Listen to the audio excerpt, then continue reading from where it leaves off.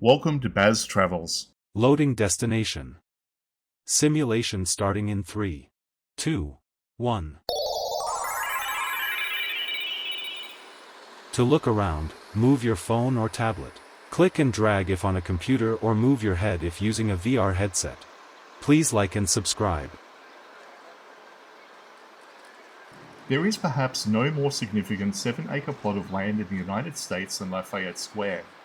Positioned directly north of the White House, this park serves as the ultimate public stage, a place where the grandeur of the presidency meets the raw energy of American democracy.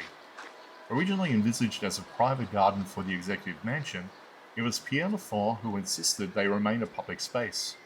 It was a radical idea at the time, a design choice that ensured the highest office in the world would always remain within the sight and sound of the people it serves. As we move through the square towards the White House, the history is layered in every direction. The bronze statues standing at the four corners of the park aren't Americans, they are European heroes of the Revolutionary War. Like the Marquis de Lafayette, the Baron von Steuben, they served as a permanent reminder of the international alliances that helped forge this nation. At the center of it all is a massive equestrian statue of Andrew Jackson, cast from the bronze of cannons captured during the War of 1812. This park is a literal museum of American resilience and global history, set against the backdrop of the most famous house in the world. But Lafayette Square is more than just a collection of statues. It is the front row of the Capitol. The buildings lining the square tell a story of the city's social and political evolution. To the north sits St. John Episcopal Church, known as the Church of the Presidents, where every commander-in-chief since Madison has attended services. Nearby, the historic Hay Adams Hotel and the Decatur House represent the elite residential past of this neighborhood. These structures have stood witness to 2 centuries of gossip, strategy, and high-stake decision-making that have rippled out from this small square to affect the entire world. The atmosphere here is unique because it is a place of constant friction and expression.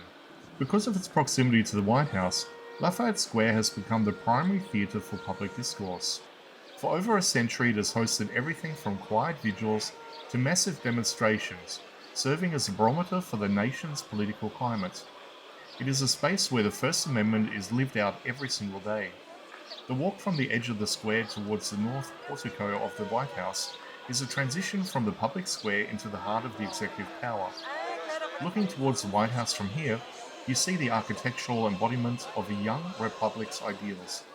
It was designed by James Steuben to be grand but not royal, inspired by the neoclassical villas of Europe but built with a distinctly American sense of scale. Standing on this ground, you realize that Lafayette Square isn't just a park, it's the essential buffer and the vital link between the government and the governed. It is the most prestigious address in Washington, and it belongs to everyone.